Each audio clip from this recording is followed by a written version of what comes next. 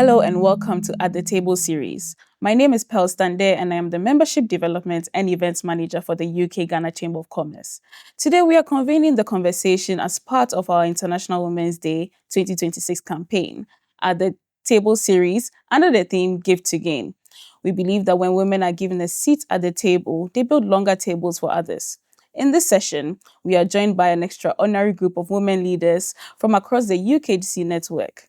They will share their reflections around their leadership journeys, their sacrifices, and the audacity required to rise.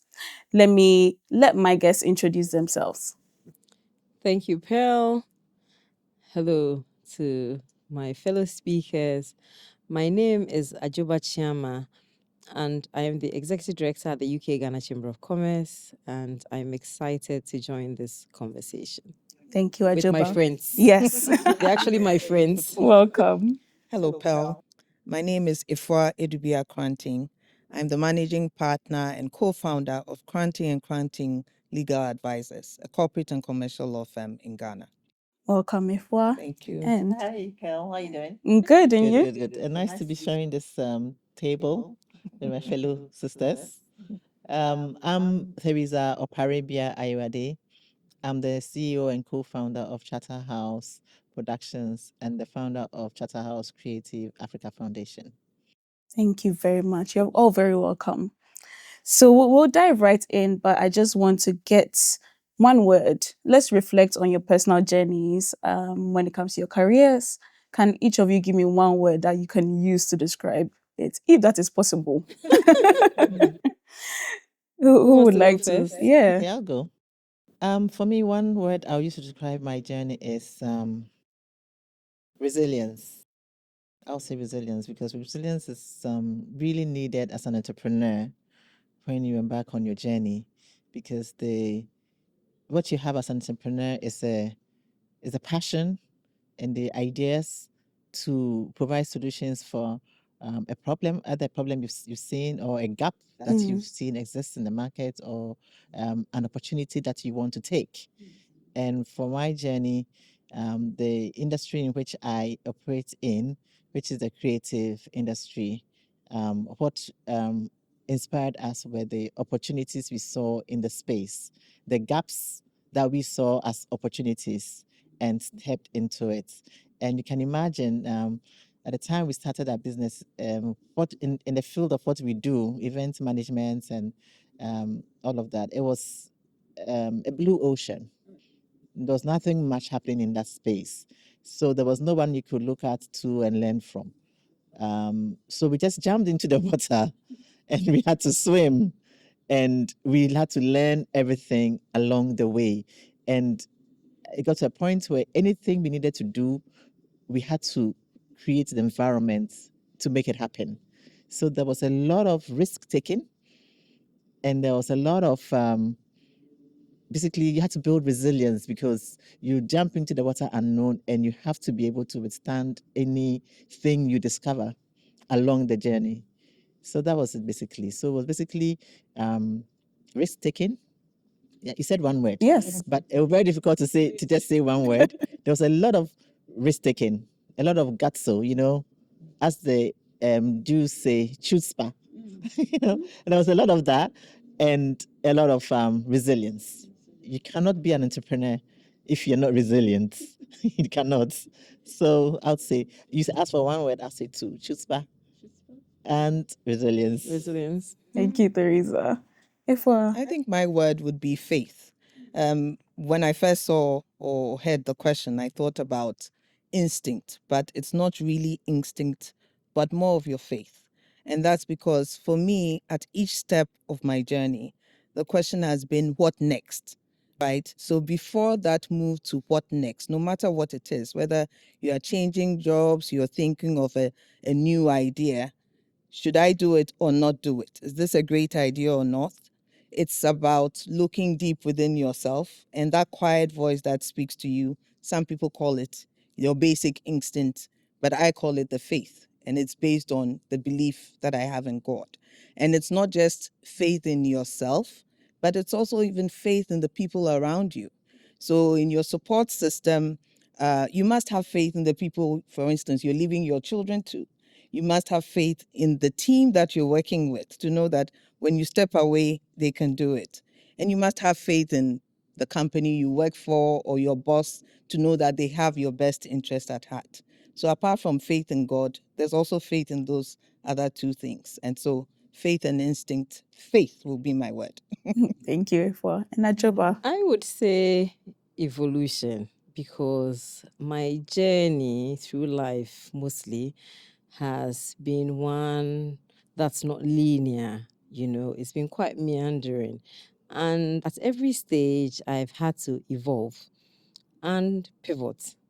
So for the many young people that I speak to, they probably will call me the pivot queen.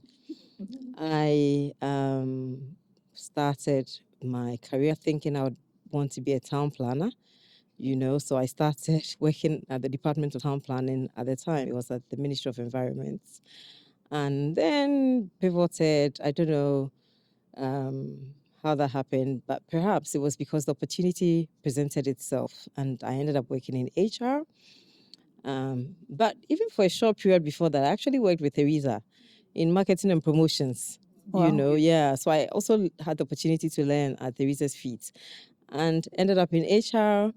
I did general services. I took courses, then in the course of that, handling corporate governance, I ended up in law school to read law. So I worked in the practice of law. And then today I'm working in international trade. So my career has been sort of a mosaic where I've evolved, I become multidisciplinary. So my word would be evolution. Evolution. Evolution. Thank you, Ajoba. Efua, when you were speaking, mentioned having faith in certain people. I would just like to know on these journeys that you've all had, which are all very unique to yourselves, can you think of someone who, should I say, invested in that journey for you? That just sort of made it a bit easier to get to where you are now. I'm sure there are a number of people, Yeah. but maybe someone that comes to mind right now. You may or may not want to mention their names, but Well, the person that I would say, apart from personally on the home front, I would say my father. He's a friend and my real support system. But then on a professional level, I would say Mirini Botsio Benya, who is the managing partner of JLD and MB. I worked with Mirini for years and Joyce Darko. They were the two female partners of JLD and MB at the time I worked there. And they really inspired me. It was their drive to excel and the way they did it as two women who were partners and were going out there to really conquer main and major transactions in Ghana at the time. And so even after I left JLD and MB, I have always had a close relationship with Mini. Every time I'm moving on, I have a conversation with her, and she's always checking up on me. So I think that she's my inspiration about what can be done. Cranting and Cranting is 5 years old. JLD and MB is 25 years old. So I can see the trajectory that if you keep focused, you can get there. And so she would be the one I'd say. thank you. Teresa, who comes to mind for you? Well, my career journey was quite interesting because I always say to people that I grew up in a middle income family. I went to Achimota school, and my family went through some challenges, and I found myself on my own at the age of 18 trying to chart the path for my future. So I say to the young people I see around me all the time that since I turned 18, I've been completely responsible for my life. I'm telling you, like, no joke. Like, my daily, like, what the roof over my head, what I ate, what moved me from A to B, my transportation, anything that was concerning me, I was responsible for it.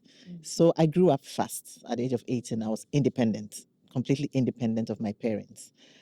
And so that mindset, basically, I knew I had to survive. I was on survival and I had to survive. And it kind of throws questions at you about your your ability to do so. So every now and then you would really, when you meet somebody who also begins to water you, you really, absorb it. And there was one person who really did that for me, and that was Mr. Chum of Multimedia Broadcast, Mr. Kwesi Chum. This was one man whom I don't know what he saw in me. Honestly, I really don't know. At that age of about 22, I don't know what he saw in me, but when I worked at Joe FM, and he hired me personally. I mean, I sent my CV to him, and he read it, and he gave me a job. But he was always this person who would meet me on the corridor. What are you doing? Do this, do this, do that. I mean, there's no way you'd meet Kwesi Chum and he will not pour something into you, at every encounter. And the one thing that struck me was he would always send me photocopies of articles about women who are doing great things at the top. Excellent. I mean, and his office was a different building from our office, but somehow he would send someone to bring me this photocopy. And I read it and I'm like, this man again. So it was always planting seeds of encouragement in me that I could do it. So I kept wondering that, what is he seeing in me that makes him think I can do it? And it was because he was pouring all of that in me, I began to feel that I could do it. If he had that confidence in me, asking me to aspire to these women, that means there's something in me that can make me get there. So that really built that confidence in me. So I'll say there's one person who gave me faith in myself. It was Mr. Kwesi Chum. If there's one person I can mention, I'll say he's the one, because he made me believe himself. He made me believe in possibilities, in what I could do, and he threw me into the water. He'd always call me, Teresa, I'm taking you here with me. Go and do this. Yeah, I mean, he was going for meetings. He would just call me, let's go. And I follow him. And then you throw all the work at me. Go do it. Send it to me. I mean, like, he just made me very uncomfortable, but I loved it. And I just soaked it all in. And I think all of that contributed to the kind of person I am today. And I pray that I am emulating him In some in my way. leadership role as well now. Yes. Oh, thank you, Teresa. Achoba. Over to me. I must state here that neither Ifwa and I, nor Teresa and I, had a conversation about this because I wasn't supposed to be here with them. But the funny thing is that they've both mentioned people that are my references when I'm asked for referees. So I spent a few months with Mirini and Ifwa actually at JLD when I was a law student. And I went to law school as a mature student. But before I went to law school, I also worked at the multimedia group. Kwesi Chum hired me himself.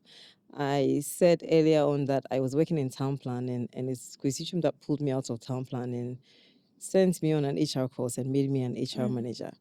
And so, similar to Teresa, I think it's just him. He is always learning, constantly learning. And he found people that I'm certain mirrored him in that regard, because similar to what Teresa said, till today, I get an email from him every morning, and he follows my work. And when he sees me, or every once in a while, he'll call me to check on me and he'll talk about some of the things I'm doing. And indeed, last year, he even spent time with the team because he said, I want to meet the people that you are working with because I see all the things that they are doing and I'm curious as to the people that they are, And so for somebody like him who knew on the surface of it, who knew where he was going, who thought that I would make a good fit because I didn't know that I could do HR. I didn't know I could do general services. I didn't know I could be a fleet manager. I didn't know that I could be a procurement manager, but he turned me into all of that, And it was through also working with him that I also ended up in law school because we had to create the governance structure for the company. We put together the board charter, we put together employee policies and all of that. And as a startup, the experience that gave me, I mean, you can't measure it. It's immeasurable. And so apart from my parents, I would say that he also instilled in me the belief, similar to Teresa, that I was capable of more and that I should be open minded about learning new things, taking advantage of opportunities. I remember when I first started working for him, I can't remember whether he suggested it or I offered to take minutes because it was my first exposure to management. And so I didn't know anything about accounting, I didn't know anything about finance, I didn't know anything about managing people. But being a firstborn daughter, a lot of responsibility was placed on me at home. So I took care of my sisters. I even went to PTA meetings when my parents were not available. My younger sister was ill. I was the one that would take her to the pediatrician. Even before she came along, when we were sick, because we would fall sick one after the other, they just put us in the car with the driver and then we just go to the hospital and then I'd be the one to talk to the doctor and say, okay, this is what is wrong with us. So we've come, because we had busy parents. So leadership, I think, instinctively came to me. But when I worked for Kwesi and I would take the minutes, what ended up happening was that I got to understand everybody's job, So I got to see an end-to-end view of the business. And that exposure to management made me aware of the fact that, you know what, Ajuba, you could be a managing director someday. So I remember going to work for the next company I worked for, and my first performance review, they asked me what my ambition was because they needed to map my career path, as part of my performance management plan. And they said, what is your career aspiration in this company? And I said, I want to be managing director. And they said, you know what, legal and corporate affairs is not the place for the people who become managing directors. And I said, really? Why not? And they said, you've got to be in a commercial role. To be honest, I didn't understand that the answer. And I had completely forgotten until I found my documents and I started reading. I'm like, oh my goodness. In 2007, I said to myself, I wanted to be a managing director. And I set out to learn accounting, marketing, everything that there was to learn, I would learn, After working hours, I'll go and sit in the finance department and tell them to teach me how to read and understand the accounts. And I'm sure they were like, this lady, what's wrong with her? And so just being willing to learn and finding somebody willing to teach you or give you the opportunity to learn and broadening your horizons and letting you see that there's so much out there in the world that you could possibly be or you could possibly aspire to, I think made a huge difference. Thank you. Thank you. I think with the stories you are all telling, I'm trying to identify some of the sacrifices that you've had to make to get to this point. Don't know if you're able to highlight on a few. Shall I go first? Yes, Ajuba, you can go. Ah, my goodness. So you work long hours because you're driven to be results oriented, we talk about affirmative action and giving women the chance. But when you're given the chance, what do you do with it? If you want to keep the job, you've got to deliver. You will probably get the seat at the table because you're a woman and there's affirmative action. But if you don't deliver results, you very quickly lose that place. So the long hours, very often you don't really have a personal life. And going above and beyond the call of duty. All right. I think before Teresa and Ifwa come in, maybe let me say this to maybe trigger you a bit. Work-life balance. Does it exist? It exists. It Okay. exists if you want it to. Okay. As Ajuba has said, the long hours. I remember when my children were quite young, you had to balance it out because imagine you're working in my field on a transaction. Let's say a company is being listed, and there's a timeline for that listing to happen, and you have a 2-year-old who has a cold or is not well, but you have to stay in the office perhaps till midnight to get the job done. And sometimes as women, we might grumble about that. Oh, why am I staying in the office for so long? But can't my boss see that I have a young child? True. But if you want to get ahead and you want to achieve those results, you must have a way to deal with it. And that is why I talk about the support system, Right. right? Having people in your life that you know that, okay, I can leave this child and know that they're not going to judge me for it. They're not going to be grumpy about it. And I can be comfortable where I am to get the job done. And also depends on mentorship, right? So having bosses like Muini at the time who would allow you to quickly dash out to do something for your child and return to the office. Sometimes you'd come back into the office at 9 p.m. to continue the work you needed to do. So it's that ability to know that this is my goal. I would want to stay at this table. Like Ajoba has said, I would want to be managing director. So what does it take to be that managing director? It means that you have to deliver your results. Yeah. And if you are going to focus on the challenges along the way or the things that could potentially inhibit you achieving those results, then you're not going to make it. And they might pass you by not because you're not brilliant or you're not smart, but perhaps you're not truly available to deliver the result. So that's what I would say about having the work-life balance.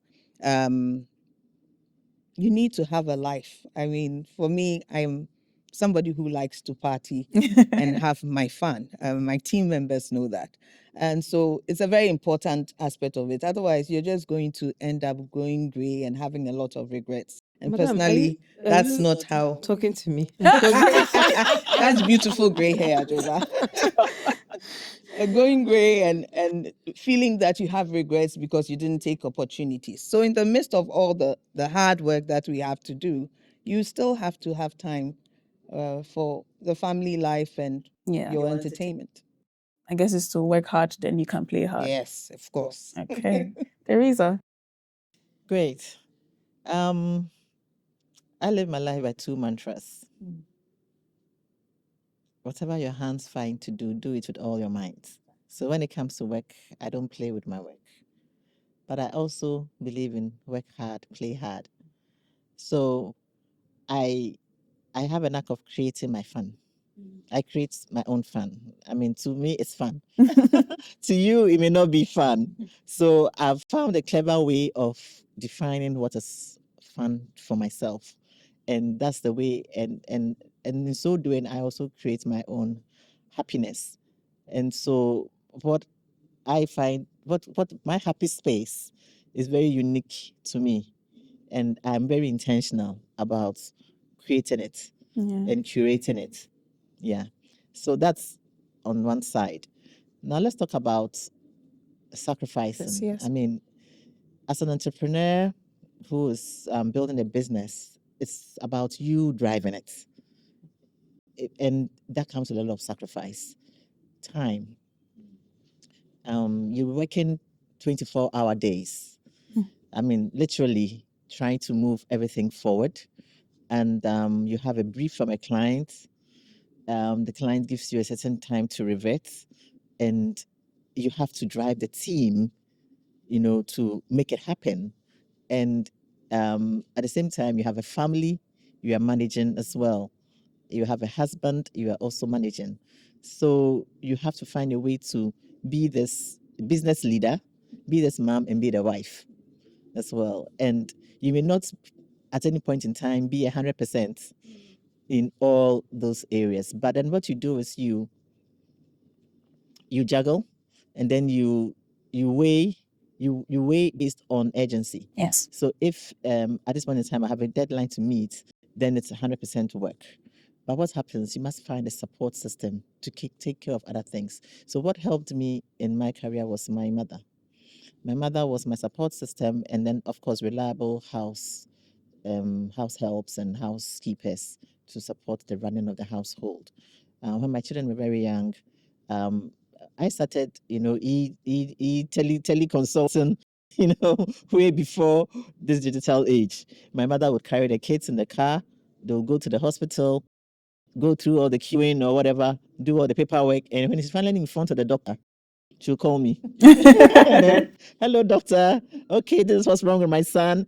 This is that. Okay, I'm examining him. Okay, this is a medication. This is that. Okay, all right, good. So, mommy, can you get them to sort it out And then so I was doing that, and that was how I was able to survive some of those days. And then also the house helps.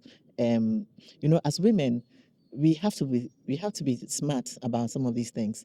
I built a system with my house helps that made them have a vested interest in staying with me, because I didn't want this coming in, going out 3 months, 6 months. You have to be very patient, because you want to have that stability around your household. So I've been blessed with household supports that have been with me for years. Yes. Because I always make sure that they found a reason to also progress and to feel that they were also gaining and benefiting from being around me.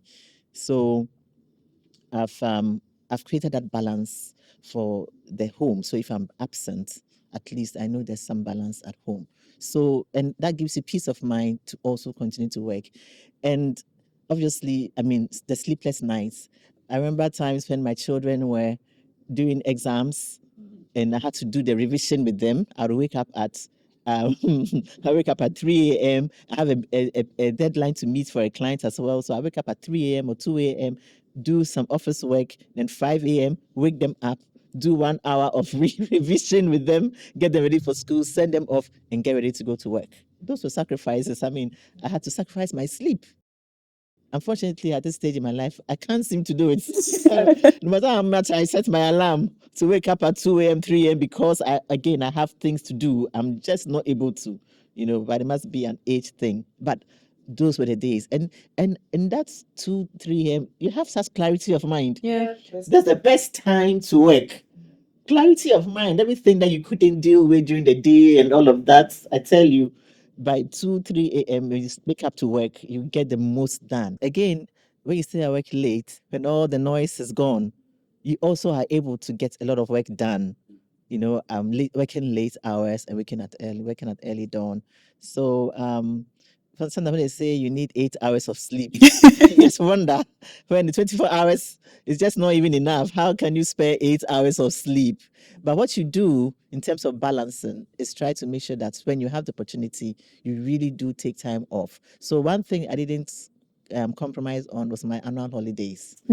I made sure that at least for 3 to 4 weeks a year, I take time away with my family and we just go away for a break. And so what they don't get from you, regularly, that's a period where we are together as a family doing things that family do together. And we discover so much about ourselves and we bond so well during that period. And that kind of makes up for the periods when you are not available all the time. And they kind of understand the work that you do and it's not a regular job.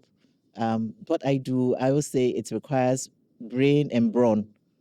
You have to do a lot of planning, strategizing, proposal writing, budgeting, negotiations, etc.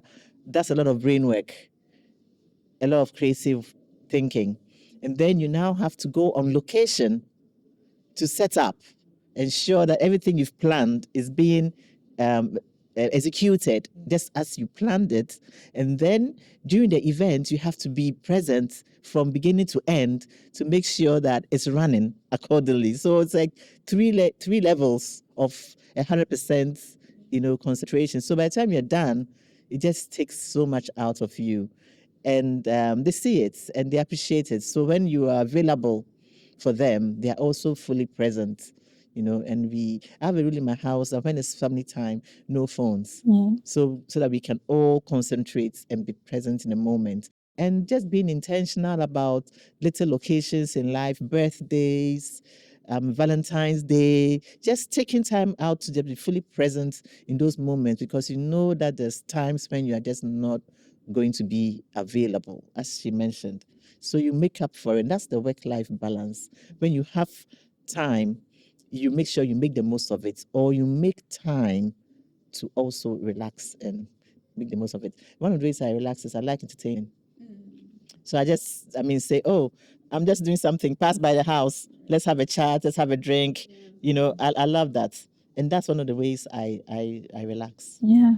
But Pearl, to pick up on what Teresa said in terms of your support system, my younger child is 17, my daughter, And I've had the same house help with me for 16 years. Wow. And I've been managed to do that. I mean, imagine from the time my daughter was 1 and my son was 3, this woman has been in our lives.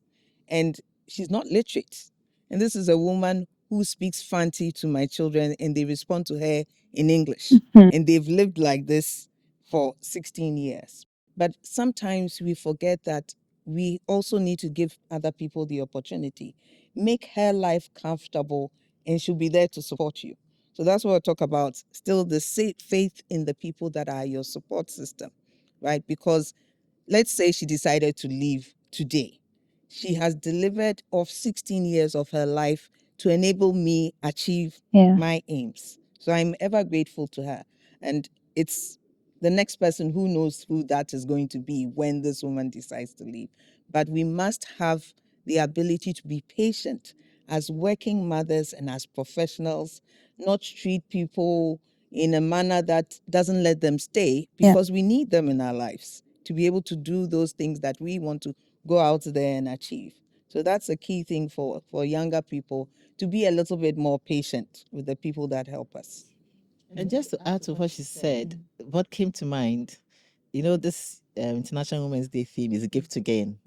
I'm sure we'll probably get there, but the people we have around us through our support system, we really need to pour into them to be able to gain the loyalty that we need from them to keep that stability at home. So I really resonate with what she's talking about. I mean, my personal driver has been with me for over 10 years. And it's because of the kind of relationship we have where it's a symbiotic relationship. I support him in areas he needs support, and he's ever available for areas I need support with all my crazy schedules. If I call him at any time, I have to be here. He's dropping whatever he's doing, jumping in the cab and coming. If he needs support in his area, his life as well, I have to also be there and be present for him. I mean, some of these people, some of these sports can be very annoying, and do all sorts of things. But I always look at the positive beyond that little incident or that negative incident, and I would rather look at at what I've gained than what is causing the problem, and then overlook that and rather try to modify the behavior so we can move forward. Same with my nannies and my house helps and cooks. I've had them with me for years. I know the story isn't the same for a lot of people, but it's probably maybe it's luck. I mean, but God has sent me the right people. But I think that I've been very intentional and careful about managing those relationships so that I can have some stability and peace around me. And it has really helped. Thank you, Theresa Ifwa. Ajoba, so that was a good segue into the main theme of International Men's Day 2026, Give to Gain. How are you giving to the younger generation? How are you investing into the lives of young women around you at the moment? Same as I've talked about people pouring into me their knowledge, opening doors, and sharing opportunities for growth with me. I've modeled the behavior of these people as well. There's been many men, many women that took an interest in me, and instinctively, I've also modeled them. And Jessica, for example, in my office, she's our communications assistant. Every time I express a proverb, because I'm always telling stories, a proverb or a saying or a quote, and I talk about how that manifests in our lives. She takes a pen and paper and she starts writing because apparently it's a thing with me. And I've learned that sharing my knowledge, sharing my experiences are things that many of the young women that I've worked with have told me have helped shape their lives as well. But beyond sharing my knowledge and experiences, I've been known to open doors for many people, both men and women. If I come across an opportunity that I think would benefit somebody I know, I would share that opportunity or direct that person. And apparently, that has always been my way. I didn't even know. When my dorm mates from secondary school tell me, I'm like, wow, I don't even remember, So, um, it's instinctive, as I said before. It's something that I do not because I'm looking to gain anything from those people in particular. It's more because I'm paying forward the things that other people have done for me. I mean, I remember Mrs. Yvonne Injom, for example, she had a consultancy and I would use her for leadership training because, like I said, I used to work in HR. And she became a dear friend. I was very confused at the time. It was a very difficult period for me because, it was my first experience of management. And I'm quite principled. Right is right, wrong is wrong. And so I was obviously the most hated manager. But I think that, to be fair, everybody said I treated everybody with an even hand. If it was no for one person, it was no for another person. I didn't have favorites, and I used to take it all very personally. And she would invite me home, or she would call me and she'd say, Achoba, we have a new chef at the hotel, and I've asked him to make some tasting menus for me to check out his handiwork to see whether we can put it on the menu. And I'll go over to the hotel and we'll sit down and try things. And I'll start complaining about work and people don't like me and this and that and that. And she said, Ajuba, you didn't go there to make friends. They're not your friends. Remember that you have to be friendly, but there has to be boundaries, Focus on doing your work, do a good work, and you'll be fine. And that has stuck with me. I think this must have been in 2000 or 2001. I think it was 2000. And it stuck with me 26 years on. It's my mantra. I'm not here to be your friend. I will do my work, do it well, and someday you will thank me for it. So yeah, that's how I'm giving to gain. Yeah. Same as thank other you. women and men did for me. Yes, yes, yes. If within your law firm, how are you able to emulate this thing this year? I believe it's something you're all doing already. I'm quite happy that it's something they are emphasizing this year. If you could just share some examples that you're emulating within the quarantine and quarantine law. Okay. So the firm currently has 7 female lawyers, Okay. and 3 male lawyers. Wow. And in total, we are 14. So we have 4 support system. And in that support system, there's 1 female and 3 men. The lawyers in the firm, as I've mentioned, are predominantly female and younger, far younger than I am. And they would look up to you and say that, oh, but how did you achieve this? How are you managing your life as a mother, as an owner of a business, and as a wife as well? And you have to put that in the back of your mind and remember that you have people that are looking up to you. So how did I get there? I got there because other people gave me that opportunity and gave me the flexibility.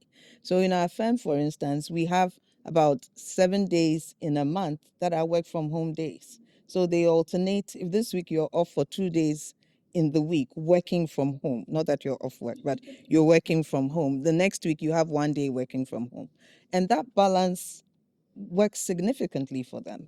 And especially for those who have young children amongst us, the ability to dash out to the office for an hour because they're going for a nursery school recital that their child is saying a few words at a Christmas play. It makes such a significant difference. So it's those little steps that you give to the women who are coming up after you that make the difference in how they are also able in the future to get to where you are and excel beyond what you have attained. Because the point remains that no matter what you do, at some point you will have lawyers or professionals that come and go the same way you left other institutions to go and try something else. They will stay with you for a while and they'll go away. But before they go, what did they gain from you? And so they gained what you imparted to them professionally in terms of how you helped them learn, but they also gained because they saw you emulate those things of being a business leader, being a mother, being a wife, and generally being sometimes a friend to some of them, because they're oftentimes they come and sit with you and they don't know what to do next about a certain situation. And it's the ability to talk to the younger people. For our firm, for instance, in 2024, we went to a school in our community and spoke to about 500 school children in a local community school, telling them about how we all became lawyers. So every lawyer had to talk about their journey. We have a lawyer amongst us who grew up in Takwa in the mining community, and he's the first to have come out of his family to get to this point. So it's hearing all those stories. There are people amongst us who have maths as a first degree and they are now lawyers, right? So that community school and being basically what you would call is not your private international school, but a basic community school.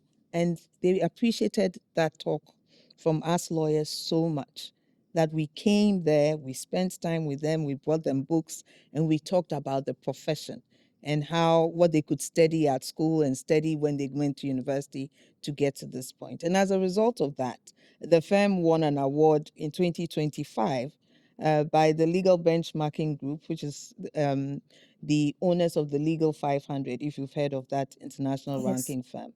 And they awarded us the Social Mobility Firm of the Year in Europe, Middle East, and Africa. And this is just a small step we took in our own little corner, trying to do something to give back to the society. So yes, that is what I would say as how we have given Oh, back. that's amazing. Teresa, I know Charterhouse is having their International Women's Day event on Friday, 13th March.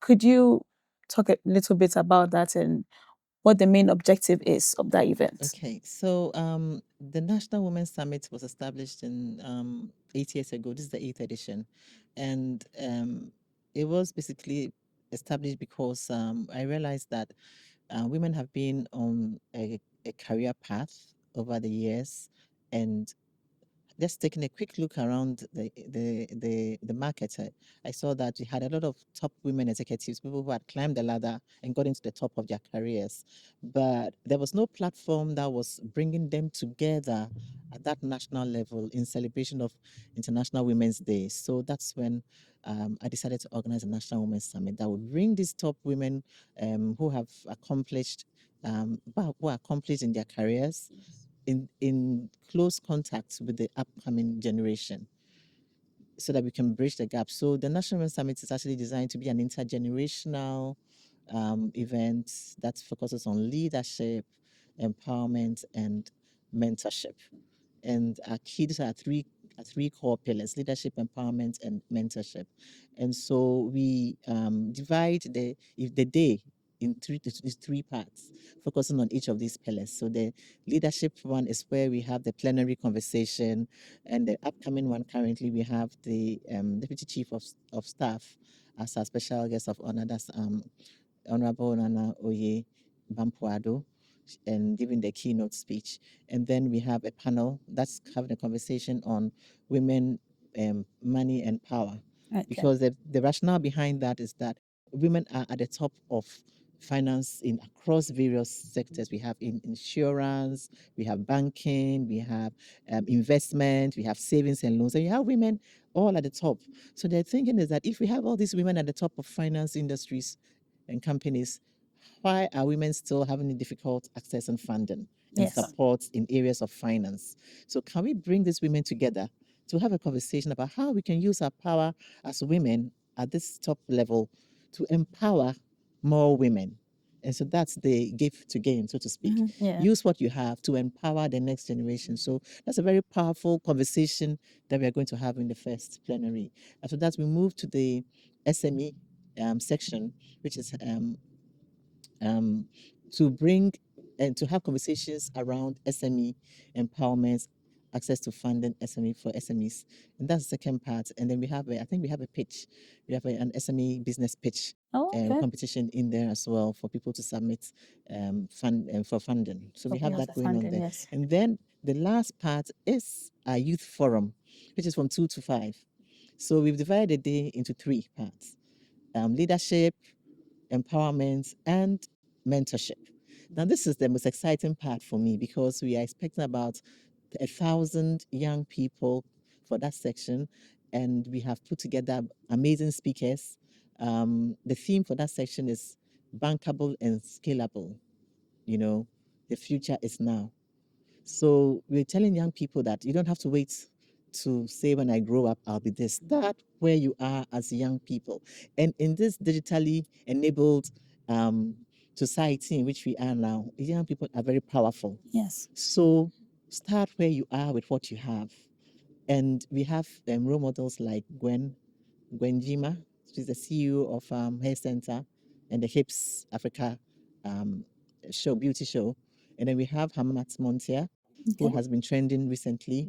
She's a product of Miss Malika. For both of them are products of Miss Malika pageants. Right. And we believe they're doing absolutely wonderful in their spaces. And Hamamat is talking about her journey from heritage heritage to income, using her authenticity to build a business. And so these are the conversations we want to have with these young people. And aside of that, also we have collaborated with Executive Women Network to create a mentorship circle.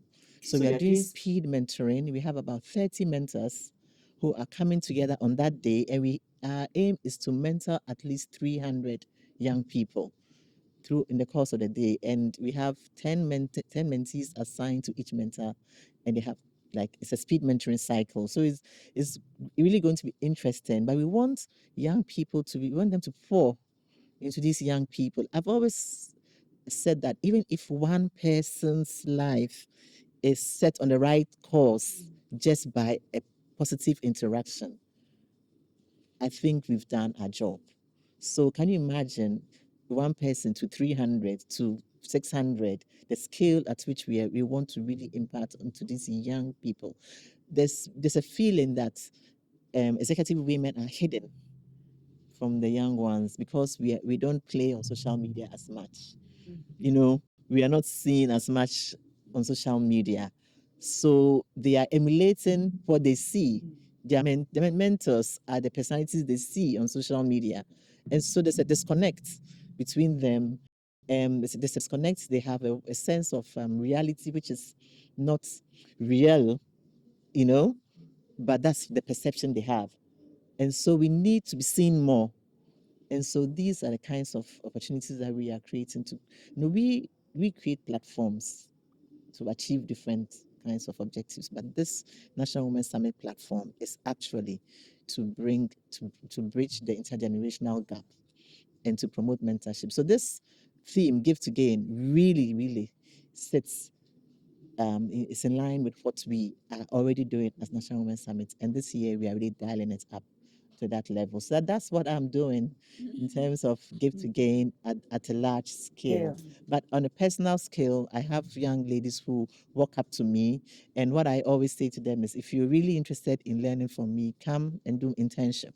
So I offer internship. They come in, they walk around, they shadow me, and I'm able to, pour into them and guide and direct them. My current executive assistant is such a person. She hit me up on LinkedIn.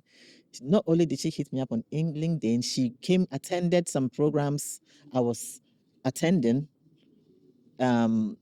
introduced herself to me, just show so much interest in wanting to learn that I offered her an opportunity to work with me on a project just to see if she was serious about learning.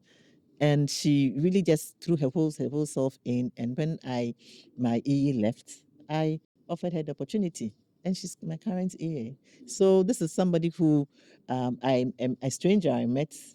I wasn't looking for an EA, but she was willing to go through the process. And I think that's how we can all, mentor young people around us. There's a young lady who is also, I'm supposed to be mentoring, but because she's in uni, the timing and schedule hasn't worked.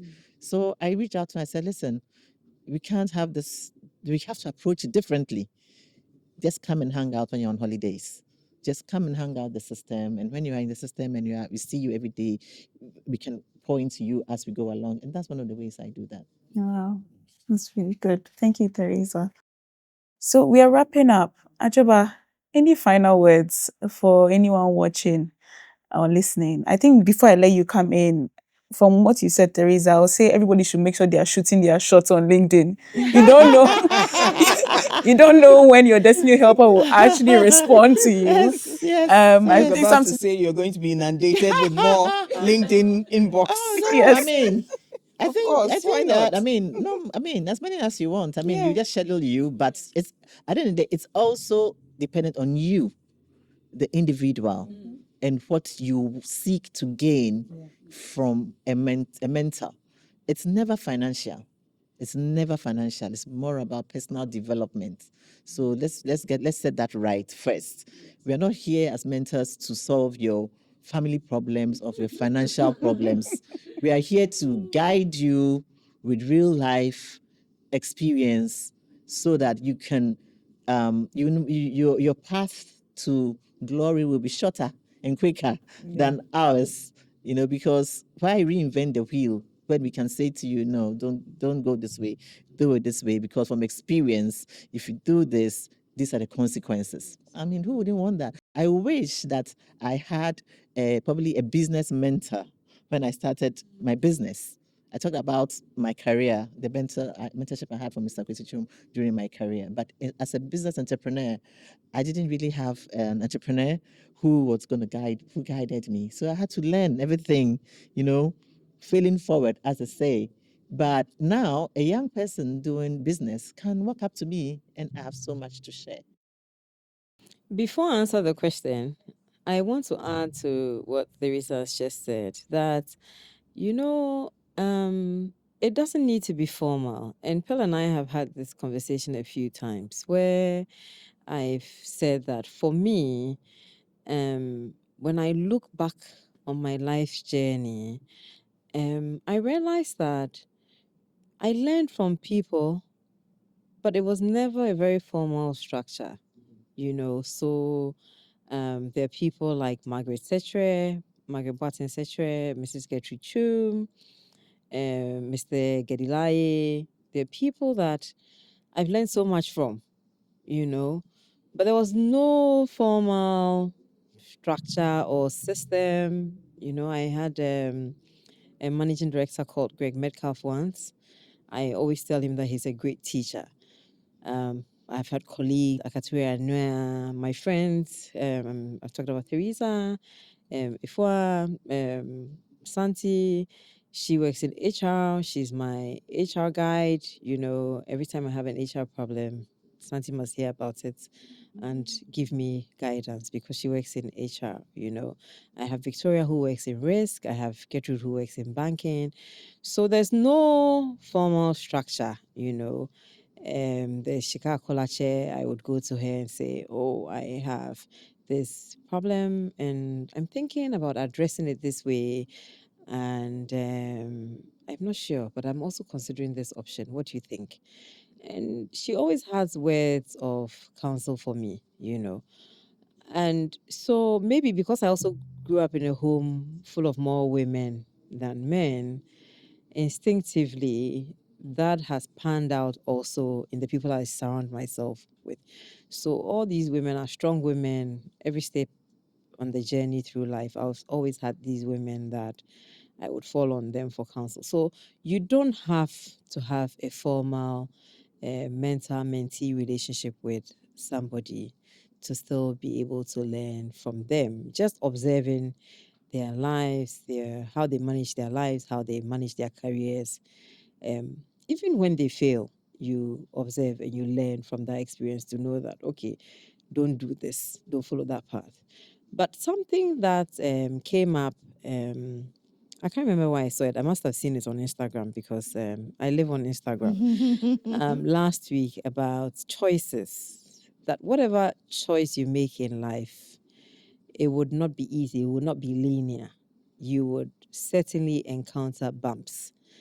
So when you're making a decision or you're making a choice, pick the choice that you can live best with the regrets that come with it. And it was for me a light bulb moment because sometimes we beat ourselves up too hard about failure.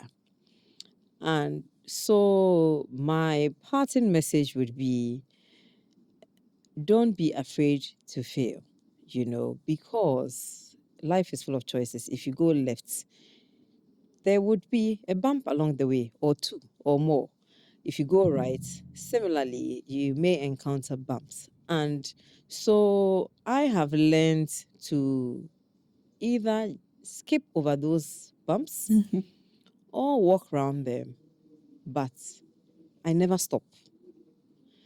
I have learned from those mistakes, and where I need to pivot and turn around or change course, I have done so. And so I would tell young women that don't let failure stop you.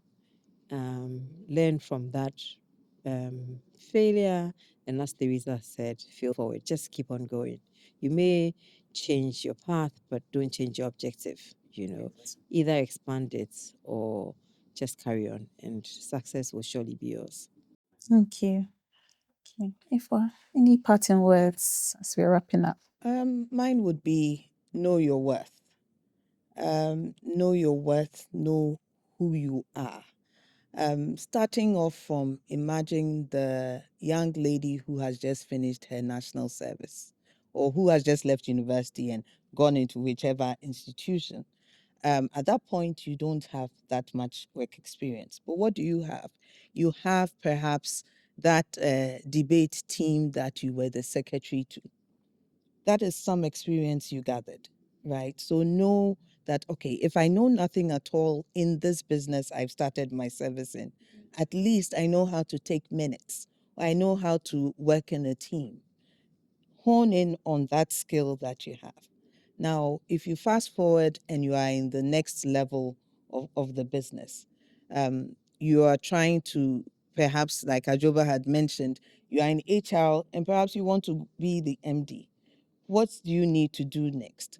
Does that mean that when an opportunity came her way to move into a different institution, she knows her worth, she knows she wants to be the MD, that she sits in the current company because she's dreaming of being the MD of that particular company, and yet it's not happening. But if she knows her worth, she knows that, UKGCC perhaps is there.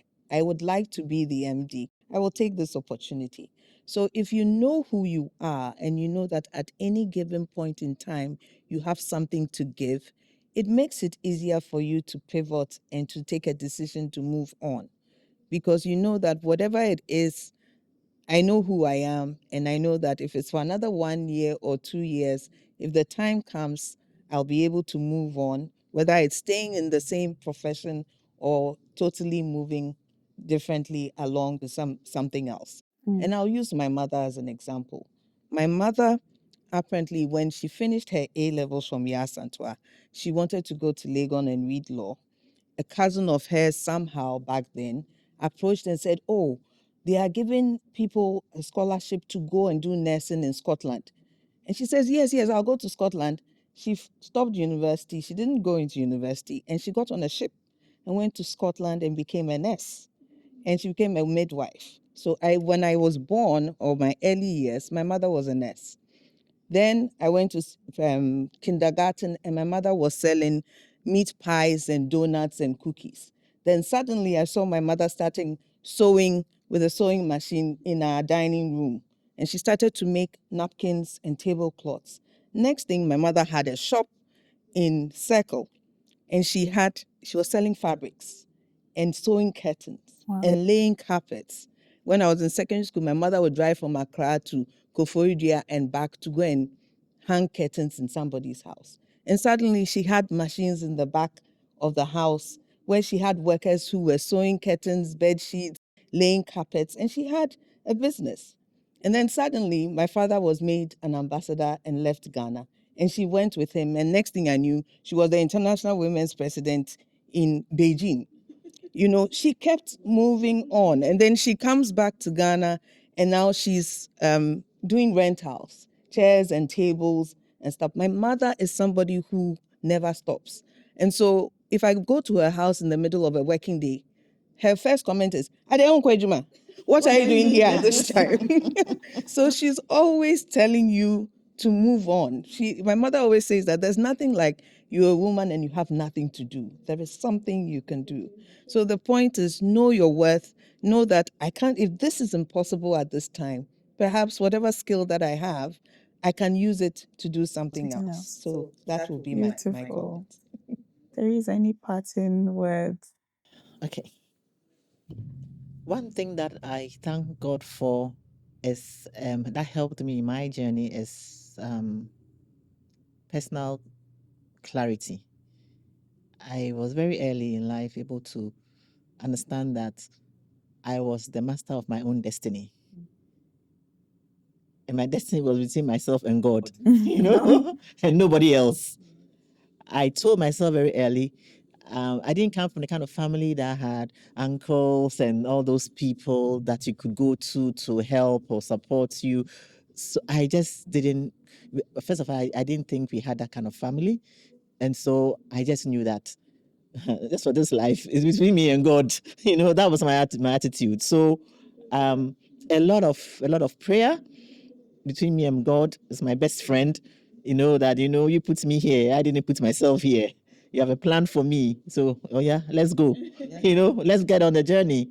So I knew it was my life was in my hands. My destiny was in my hands. I was the master of my fate.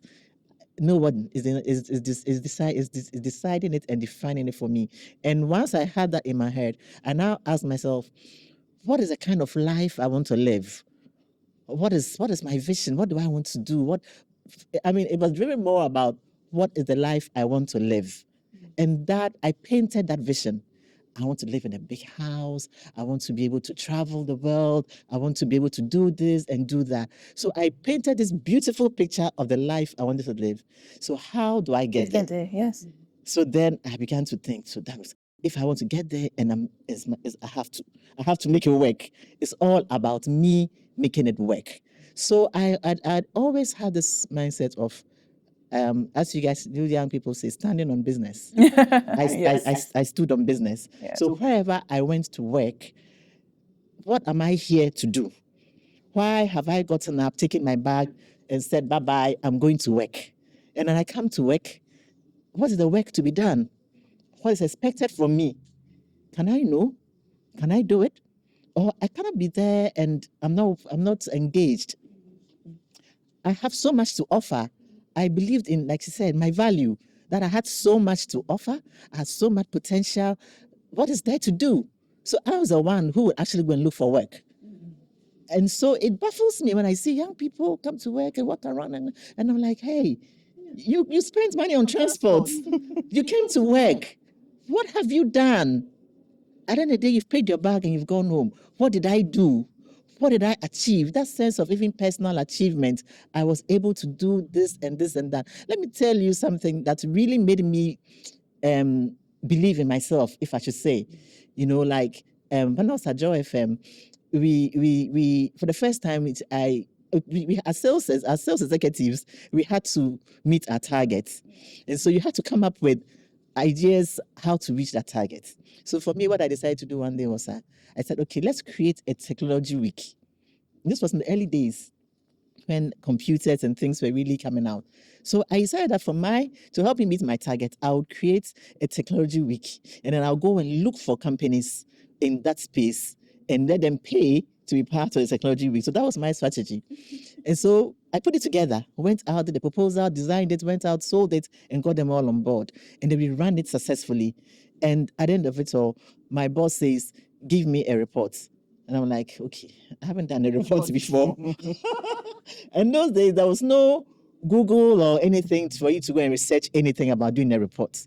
So I sat down, I figured it out, okay, what do I want to say? How did we come about the idea? What was it about? How did we put it together? What was the results? What were the challenges? What are the recommendations? I just sat down and thought through it. Common sense. Come on, I just sat down and thought through it, and I put together that report. I have that report up to now, Wow. and I did it. I mean, it was so well done. And this is way back then. And later in life, It's the 90s. this way back, this is about 30 years ago, and when I now began to study and learn all these things about, report writing, it was exactly how I had put it together. And I was like, wow, I can do it, So it's about really putting yourself to task and challenging yourself to do it. There's nobody out there who can do it for you. Sometimes this generation, they have too much of entitlement spirit. Please get that spirit out of you. You can do it. Nobody is obliged to do anything for you. Your parents they've brought you into the world. If you are lucky, they would have given you education to a certain point. After that, it's your responsibility. It's your life. It's no one else's life but yours. You are the determinant of your fate. The last thing I'll say is your values. Your values are very important because these are the things that ground you. They are your principles for living. The things that make you how do I say, ground you, and they guide you in your decisions. Ajaba mentioned something about choices. Your values guide you in making the right choices for you. So you don't live with regrets. For example, young ladies, let's talk about the facts. Young ladies out there, you are setting out in life, you are looking for opportunities, and then you may meet a man somewhere who will offer you the opportunity you're looking for so badly, but it comes with a price. What do you do? It's a moral dilemma. I want this opportunity, but I'm being asked to do this. What is it that will make you take a decision to go right or left? It's your values. It's your values that will ground you, that will say, I do not succumb to things like this. So I will walk away. I had to take decisions like that in my life where I walked away from opportunities that looked like the opportunity of a lifetime. I said no based on my values, and I didn't want to compromise on those values, and I walked the other way, knowing that it will be a harder decision. It was a harder choice. But I took those choices. I made those decisions, and I do not regret them because I found my way. It was difficult and challenging, but I said to myself, I can do it. One of my guiding principles, I can do all things through Christ who strengthens me. And I'll end on that you can do it. You don't need any man to provide any rent for you. You don't need any man to do anything for you. As a young girl out there, if you're listening to me, please, everything you need to succeed in life, so long as you have life, you have health, you can do it yourself. Thank Thank you. A big thank you to our distinguished guests. And I also like to say thank you to Unikem Group for hosting this session. I have been Pearl Stande, and I've had the pleasure of moderating this At the Table series.